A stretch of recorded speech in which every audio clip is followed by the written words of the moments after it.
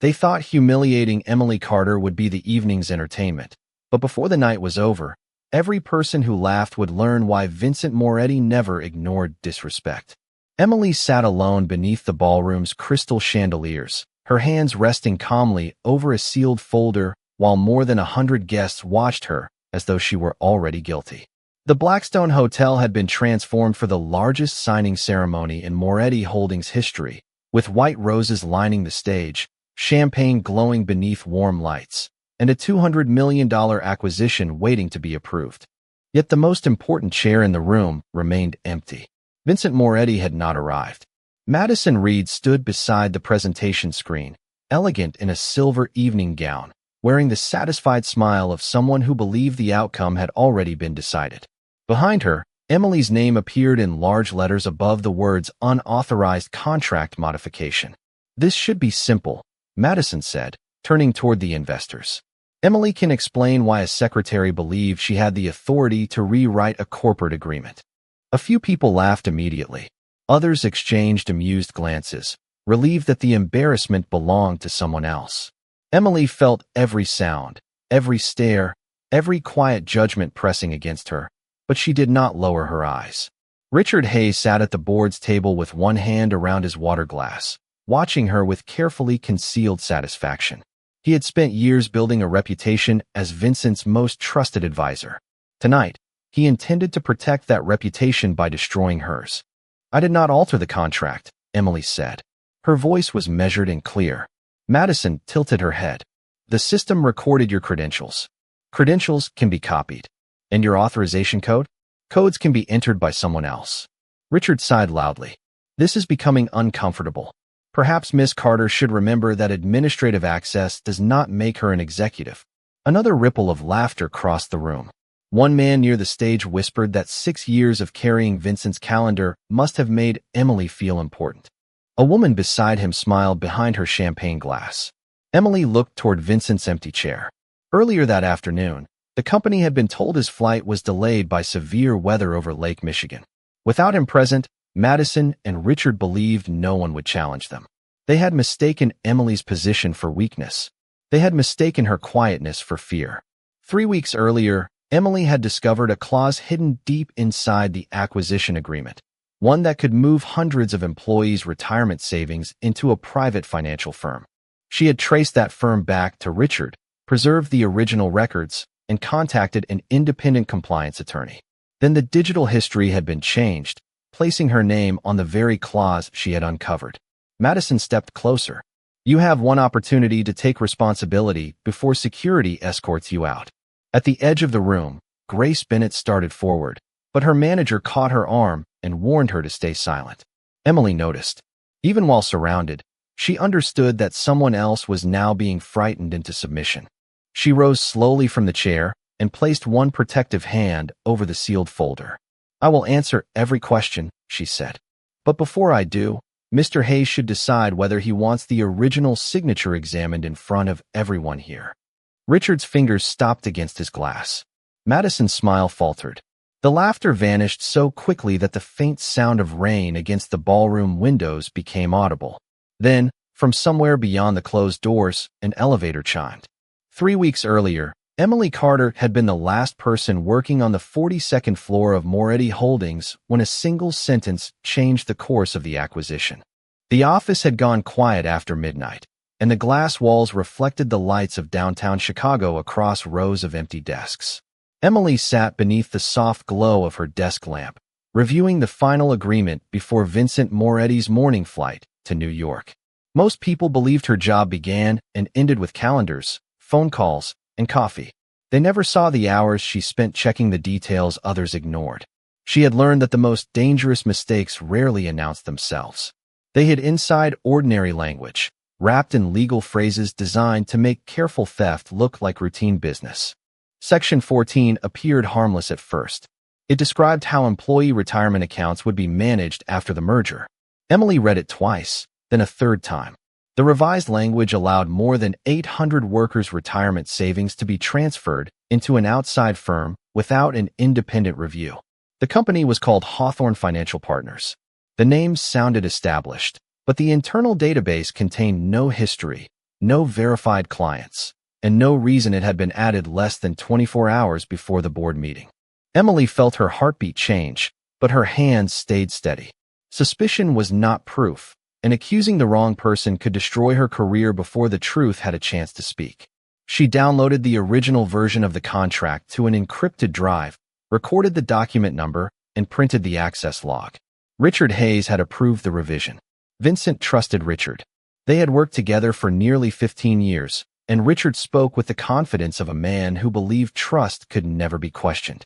Emily opened public business records and searched Hawthorne's address. It led to a private mailbox in Delaware. The registered agent was linked to 3 inactive corporations, and one of those companies shared an accountant with an investment group owned by Richard's brother-in-law. The pattern was not enough for a public accusation, but it was enough to demand caution. Emily contacted an independent compliance attorney through a secure company channel and requested verification without naming Richard. Then she checked her account history. Someone had attempted to access her credentials 11 minutes earlier from a conference room 2 floors below. She immediately changed her password and closed every open file. The silence around her no longer felt peaceful. It felt observed. Emily reached for the encrypted drive just as the elevator doors opened at the far end of the hallway. Richard stepped out wearing a dark overcoat and the same calm expression he brought into every board meeting. He carried no briefcase. He had no scheduled reason to be there. His eyes moved from Emily's face to the papers beside her keyboard. "You are working late," he said. "So are you," Emily replied. Richard approached slowly, stopping several feet from her desk. "Vincent values loyalty above everything else." Emily placed one hand over the access report. "Loyalty does not require blindness." For the first time, Richard's smile weakened. His gaze settled on the encrypted drive near her hand. "Curiosity can be expensive, Emily." She met his eyes without looking away. So can misplaced trust. Neither of them spoke for several seconds. Outside the windows, snow drifted over the city. Inside the office, Emily understood that whatever Richard had planned was already moving, and he now knew she had seen enough to become a problem.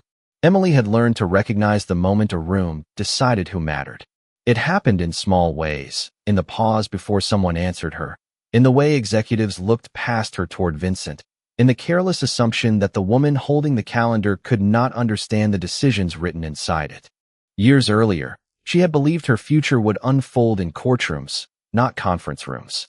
She had studied law at Northwestern and finished near the top of her class until her father's sudden illness changed everything. Medical bills arrived faster than hope. Her mother needed help, and her younger sister was still in college. Emily left school one semester before graduation, promising herself she would return when the family was stable. Stability never came. There was always another payment, another emergency, another reason to place her own plans at the bottom of the list. The position at Moretti Holdings had been meant to last 1 year. 6 years later, Emily knew every division of the company, every board member's habits, and every weakness hidden behind polished presentations. Vincent had interviewed her personally. He had asked why someone with legal training wanted to become an executive assistant. Emily had told him that powerful people often spoke most honestly around someone they considered invisible. Vincent had stared at her for several seconds, then hired her before she reached the elevator. He never treated her like furniture. He noticed when she corrected a clause that could have cost the company millions. He remembered when she worked through the night to prevent a merger delay. Once, after she identified a tax error none of the outside attorneys had caught, he asked why she had not returned to law school. Emily had answered that the timing was complicated. Vincent had not pushed, but a week later, information about the company's education program appeared on her desk. She never applied. Responsibility had become so familiar that choosing herself felt selfish. That history returned to her the morning after Richard found her with the Hawthorne records. He entered the executive conference room smiling, carrying coffee for Vincent and acting as though their midnight conversation had never occurred. His calmness was deliberate. It told Emily he was not worried. During the meeting, he praised her organization and asked whether Vincent's travel schedule had changed. Emily answered without revealing anything, but she noticed Richard watching her hands whenever she opened a folder. That afternoon, the independent compliance attorney sent a secure message confirming that Hawthorne Financial Partners had no legitimate record of managing retirement funds. The The message also warned that someone had attempted to trace the inquiry back to Emily's office. She printed nothing. She saved no copy on the company network. Instead, she placed the encrypted drive and the original access report inside a safe deposit box at a bank 3 blocks from the building. When she returned, Vincent was waiting beside her desk. His charcoal coat was folded over one arm, and concern had softened the usual severity of his expression. "You left without putting it on my calendar," he said. "It was personal." "Is that true?" Emily held his gaze. Vincent rarely asked a question twice, but this time he waited. She wanted to tell him. She wanted to place the evidence in his hands and let his authority carry the burden. Then Richard appeared at the far end of the hallway, speaking quietly with Madison Reed. Both of them looked toward Emily at the same moment. "I am working on something," she said. "I need to be certain before I bring it to you." Vincent followed her glance, then looked back at her. "Certainty is useful," he said. "But do not confuse carrying something alone with protecting me." Emily felt the warning beneath his words, not anger, but recognition. He knew she was hiding a problem. What he did not know was that the problem already had his signature on it. Richard began building the trap before Emily had even left the office that evening. He understood that destroying evidence was risky, but changing the story around it was easier. By Monday morning, the document history showed a new sequence of events. Emily's credentials appeared beside the Hawthorne clause. Her authorization code was attached to the final revision, and the system recorded the change during a time when she had been working alone. Every detail looked believable because it had been assembled from pieces of truth. Emily did have access. She had opened the contract. She had stayed late. Richard only needed the room to accept the conclusion he placed between those facts. Madison Reed handled the human side of the plan. She did not accuse Emily directly at first. She asked questions in hallways, raised concerns during private conversations, and allowed carefully chosen rumors to spread through the company. Why had Emily been reading legal files outside her assigned duties? Why had she contacted compliance without notifying the board? Why did Vincent trust her with information that senior executives had not seen? By the middle of the week, people who once requested Emily's help began speaking to her with guarded politeness.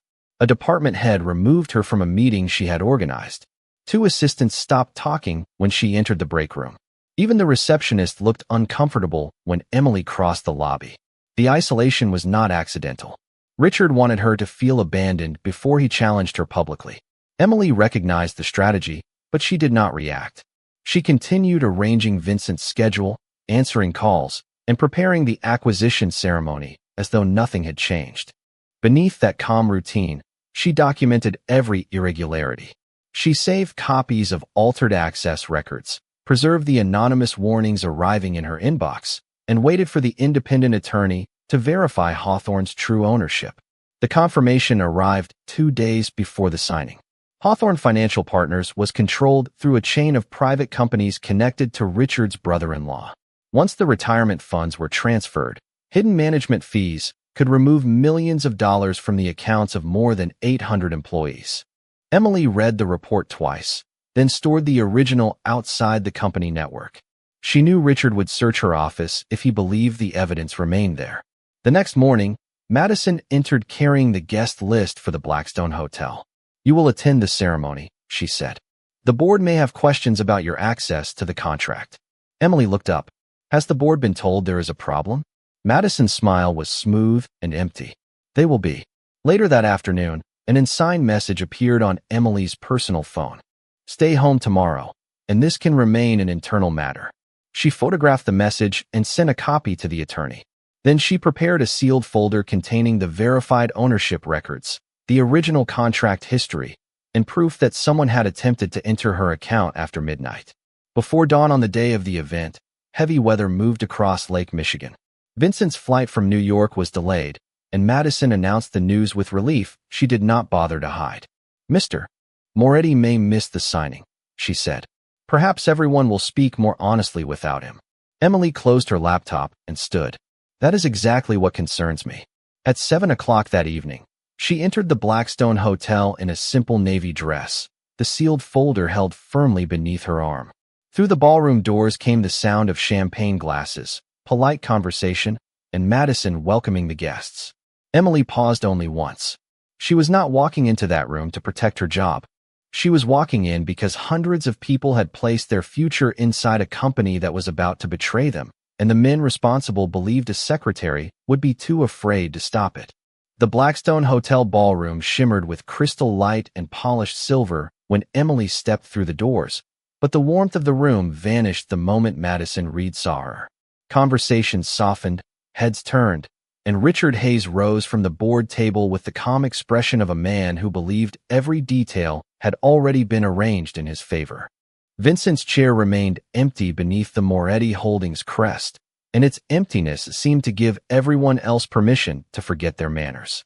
Madison crossed the room in her silver gown and greeted Emily with a smile that carried no welcome.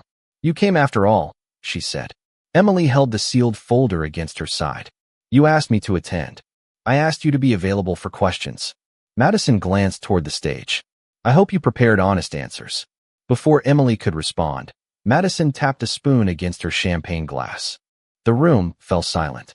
She began by praising the acquisition, the investors, and the company's commitment to accountability. Then she turned toward the presentation screen, where Emily's name appeared above a copy of the altered contract history. "Unfortunately," Madison said, "we discovered that someone used privileged access to change a financial provision without board approval." Richard stepped forward and explained that Emily's credentials, authorization code, and login time were attached to the revision. He spoke without anger, which made the accusation sound even more official. "Miss Carter was trusted with access intended for administrative support," he said. "She appears to have mistaken proximity to authority for authority itself." A few guests laughed. Madison looked toward a single chair placed near the stage. "Please sit, Emily. This should not take long." Emily remained standing. "The access history is false." A senior vice president leaned toward the man beside him and whispered loudly enough for others to hear. 6 years managing Vincent's calendar, and now she thinks she is legal counsel." More laughter moved through the room. Another executive glanced at Emily's navy dress and asked whether she had expected to be promoted before dinner. Each comment landed differently, but the message was the same. They did not believe a secretary could understand the contract better than the people whose names appeared on the office doors. Emily felt embarrassment rise across her face, yet she kept her posture straight. "The original file will show who changed the clause," she said. Richard shook his head with practiced disappointment. "There is no other file. There is always another record when someone alters the first one." At the edge of the ballroom, Grace Bennett lifted her hand. The young coordinator looked frightened, but her voice was clear.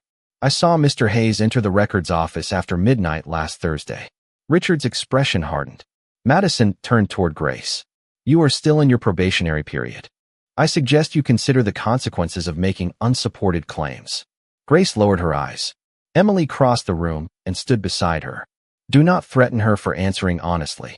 The laughter stopped. Richard signaled to hotel security. "Please escort Miss Carter and Miss Bennett outside while the board completes its review." 2 security employees approached, both looking uncomfortable. Emily placed the sealed folder on the nearest table and covered it with one hand. "Before I leave, Mr. Hayes should explain why Hawthorne Financial Partners shares an accountant with his brother-in-law." Richard went still. Madison reached toward the folder, but Emily did not release it. Then the private elevator chimed beyond the ballroom doors. Every face turned as the doors opened, and the room suddenly remembered how silence sounded. Vincent Moretti stepped from the private elevator with rain darkening the shoulders of his charcoal overcoat, and the entire ballroom seemed to lose its breath. Daniel Brooks followed several feet behind him, carrying a leather portfolio and the quiet authority of a man who noticed everything. Vincent did not ask why the guests had fallen silent. His eyes moved from the accusation on the presentation screen to the isolated chair beneath it, then to Grace Bennett standing pale beside Emily. Finally, he saw Emily's hand resting over the sealed folder while 2 hotel security employees waited nearby. Madison Reed recovered first. "Vincent, your office said the flight was delayed." "It was," he replied. His voice remained calm, which made Richard Hayes straighten more quickly than anger would have. Madison approached with practiced concern. "We discovered a serious breach involving the acquisition contract. Emily's credentials were used to modify the retirement provision without board approval." Richard stepped forward and offered Vincent a printed access report. The evidence is unfortunate, but clear. Vincent accepted the document and studied it without expression. Emily watched him carefully. For 6 years, she had learned the difference between his silence when he was considering a problem and his silence when someone had disappointed him. Tonight, she could not tell which one she was hearing.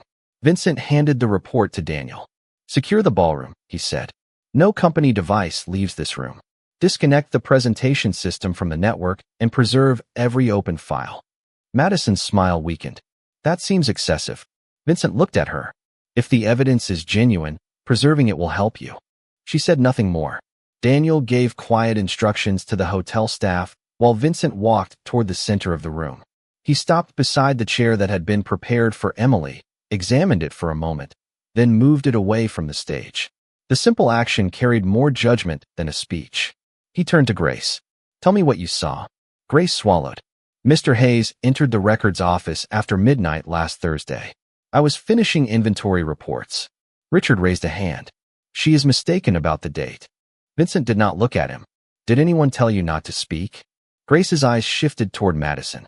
That hesitation answered the question. Vincent faced Emily at last. "What have you kept from me?" "Evidence." "Why did you not bring it directly to me?" Emily felt the attention of every guest settle on her. "Because the first version I found carried your signature." A murmur traveled across the room. Richard's confidence returned for half a second, but Vincent remained still. "Did you believe I approved the transfer?" "I believed someone used your trust to make the transfer possible. I needed proof before asking you to choose between your secretary and a man you have trusted for 15 years. Vincent's expression changed, not with anger, but with recognition. He had warned Emily not to carry the problem alone, yet he now understood why she had. "Can you prove what you were saying?" he asked. "Yes." "Without relying on the company's system?" "Yes." Vincent looked at the sealed folder. "Then open it." Madison moved forward. "Vincent, allowing her to control the presentation is highly irregular." His gaze shifted to her. "Placing my secretary in a chair for public humiliation was highly irregular." Madison stopped. Vincent turned back to Emily. "Show us what they could not rewrite." Emily broke the seal and removed the first verified document. Across the table, Richard's fingers tightened around his glass.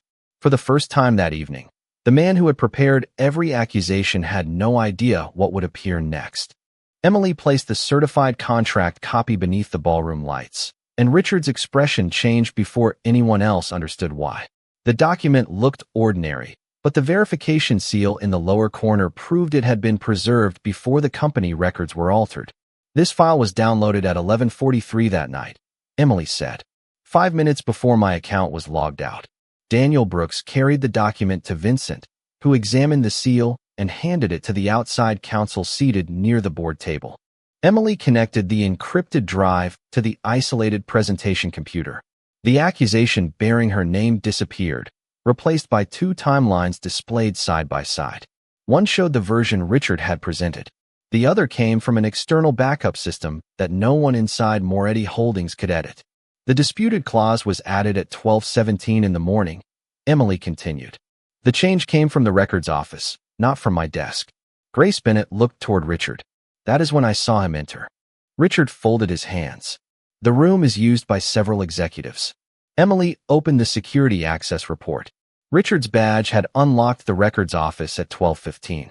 2 minutes later, a temporary administrator account entered the contract system using a copy of Emily's credentials. Madison Reed stepped forward. "That does not prove who created the account." Emily selected the next record. Madison's personal authorization code appeared on the screen. The room filled with whispers. "Your department approved it," Emily said. "The account existed for 41 minutes, copied my access profile, changed the contract, and then deleted itself." Madison's confidence vanished. Richard stood, but Vincent raised one hand. "Stay where you are." His voice was quiet. Richard slowly returned to his chair. Emily opened the ownership records for Hawthorne Financial Partners. The company led through a series of private entities to an investment group controlled by Richard's brother-in-law. The retirement transfer would have generated millions of dollars in hidden management fees over 5 years. "Coincidence," Richard said. "Business connections overlap." Emily placed one final page beside the contract. Then explain the email. The message had been sent from Richard's private account to Hawthorne's accountant. It described the retirement clause, the expected fees, and the need to make the transfer appear routine. The final instruction directed Madison to ensure that any investigation pointed back to Emily. For several seconds, only the rain against the tall windows could be heard. Richard looked at Vincent. Your signature approved Hawthorne's involvement. You cannot place this entirely on me. I moved toward the original agreement. Vincent's signature was there, authorizing preliminary negotiations with the firm. Emily watched him read it. He could have blamed his attorneys, his schedule, or the man who had placed the paper before him. Instead, Vincent looked around the ballroom. Richard designed the scheme, he said. Madison helped conceal it. But my signature opened the door. Richard leaned forward. Then you share the responsibility. I do. The answer silenced him. Vincent placed the document flat on the table. I trusted my authority more than I respected the duty attached to it. That failure belongs to me. Emily had expected him to defend his reputation. Instead, he had chosen accountability in front of the same people who once feared questioning him. Vincent turned toward her. You protected more than 800 employees from a decision I should never have allowed. Emily met his eyes. I protected the evidence. What you do with it will decide whether they can trust this company again. Vincent looked toward Daniel. Preserve every record, every device, and every account connected to Hawthorne. Then he faced Richard and Madison. Neither of them was smiling now. Daniel moved with deliberate calm, collecting company phones, tablets, and access cards from Richard and Madison while the hotel staff secured the ballroom doors. No one raised a voice. No one needed to. The evidence glowing on the presentation screen had already changed the balance of the room. Richard stood slowly, adjusting his jacket as though dignity could be restored by appearance alone. You cannot suspend a board member in front of investors because a secretary assembled a dramatic presentation, he said. Vincent remained beside the head table. She assembled verified evidence. You assembled a lie. Madison stepped forward, her voice lowered into the polished tone she used during public crises. We should discuss this privately. If these accusations leave the room, the company's reputation could suffer. Emily looked at her. The company's reputation was already suffering. People simply could not see it from the ballroom. Several guests shifted uncomfortably. Minutes earlier, they had laughed when Madison reduced Emily to her job title. Now not one of them wanted to meet her eyes. Vincent turned to the outside counsel. Richard Hayes is suspended from all duties effective immediately. Madison Reed is removed from supervisory authority pending a full independent investigation. Freeze every account and contract connected to Hawthorne Financial Partners. Daniel entered the orders into a secure system. One after another, the access indicators beside Richard's and Madison's names changed from active to disabled. The soft confirmation tones sounded almost insignificant, but they carried through the silent ballroom like doors closing. Richard stared at Vincent. 15 years of loyalty, and you discard me in one evening? Loyalty does not mean helping yourself to what belongs to 800 employees, Vincent replied. And trust does not erase accountability. Richard looked toward the board, but no one defended him. Madison tried another argument. An internal review would protect everyone involved. An internal review controlled by the same people who threatened a witness. Emily asked. Grace stood straighter beside her. The fear had not vanished, but it no longer controlled her. Vincent instructed the outside counsel to preserve every file and transfer copies to an independent forensic accounting firm and the appropriate financial authorities. Daniel waited for the next order, but Emily stepped forward before Vincent could give it. Everything must be documented, she said. The room reacted to her interruption with a faint stir. Emily continued anyway. No private punishment. No special arrangements. No shortcuts made in the name of justice. If this company ignores its own rules now, then nothing we uncovered tonight matters. Vincent studied her in silence. His authority had always rested on the certainty that people would follow him. Emily was asking him to accept limits in front of the entire board. After a moment, he turned to Daniel. Follow her instructions exactly.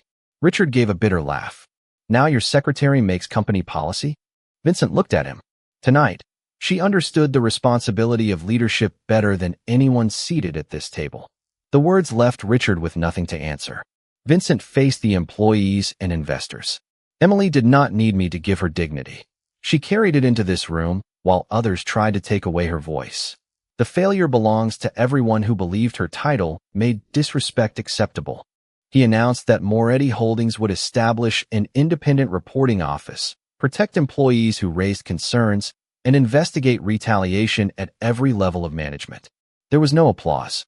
The silence was more honest. Richard and Madison surrendered their remaining company property and left under the supervision of hotel management and legal counsel. There was no spectacle, only consequence. When the doors closed, Vincent turned toward Emily. "The signing is postponed." "It has to be," she said. "The company changes tonight," he told her. Emily looked at the employees standing near the back of the ballroom. "Then make sure it changes for the people who will never have a room like this listening to them." Vincent followed her gaze. "It will." 3 months later, morning light spread across the 42nd floor of Moretti Holdings, turning the glass conference room gold above downtown Chicago. The acquisition had been renegotiated under independent review. The retirement accounts of more than 800 employees were protected, and every person affected had received a written explanation of what had happened. Richard Hayes and Madison Reed were no longer part of the company, and the investigation into Hawthorne Financial Partners continued through proper legal channels. The changes inside Moretti Holdings were harder to measure, but they were real. Employees now had access to an independent reporting office. Managers were required to document complaints. Retaliation triggered immediate review. Grace Bennett had been promoted and worked directly with Emily, no longer speaking with the hesitation of someone waiting to be punished for telling the truth. Emily noticed the confidence in her because she understood how difficult it was to recover a voice after silence had once seemed safer. That morning marked the first board meeting under the company's new structure. Executives entered carrying policy drafts, financial reports, and the cautious expressions of people who knew old habits were being examined. Vincent sat at the head of the long mahogany table, reviewing the agenda. He still wore dark tailored suits and spoke with the same controlled authority, but something in him had changed. He no longer treated loyalty as proof. Every major agreement now passed through independent review, including documents carrying his own signature. He asked more questions and listened longer before giving an answer. Emily entered beside Grace, carrying a navy folder. Her new title appeared on a brass nameplate: Chief of Staff and Director of Corporate Integrity. She had accepted the position only after the board agreed that her office would remain independent and that no executive, including Vincent, could prevent an investigation. Grace moved toward the usual seating area and placed Emily's chair several feet behind Vincent. She did it without thinking. That was where assistants had always sat. No one spoke. Emily looked at the chair and remembered another one placed beneath a ballroom screen, isolated from every table while strangers laughed at her. Before she could move, Vincent closed the document in front of him and stood. He crossed the room, lifted Emily's nameplate, and carried it to the open seat beside his own. Then he moved the chair into place. The sound of its legs sliding across the polished floor filled the silence. Vincent returned to his seat without explaining himself. "The first item concerns employee reporting protections," he said. He looked at Emily. "You begin." There was no applause. Emily did not need any. She sat beside him, opened her folder, and addressed the board. "The new policy fails if employees believe honesty will cost them their future," she said. "Protection must begin before retaliation, not after the damage is done." One executive started to interrupt, then stopped. Vincent made no attempt to answer for her. He simply listened. Emily continued, explaining how reports would be handled, how witnesses would be protected, and how leadership would be held to the same standards as everyone else. By the time she finished, no one in the room was looking past her. After the meeting, Grace remained behind to gather the reports. She touched the edge of Emily's nameplate and smiled. "They finally see you," she said. Emily looked through the glass wall at the employees moving through the office beyond it. "Some of them do." Vincent stood near the windows, hearing her answer. "The rest will learn," he said. Emily closed her folder. "Make sure they learn before someone else has to sit alone in the middle of a room." Vincent nodded, not as a boss granting permission, but as a man accepting responsibility. Then he opened the conference room door and waited for Emily to walk through beside him. That day, no one laughed, no one looked past her, and the room finally understood that dignity does not wait for permission.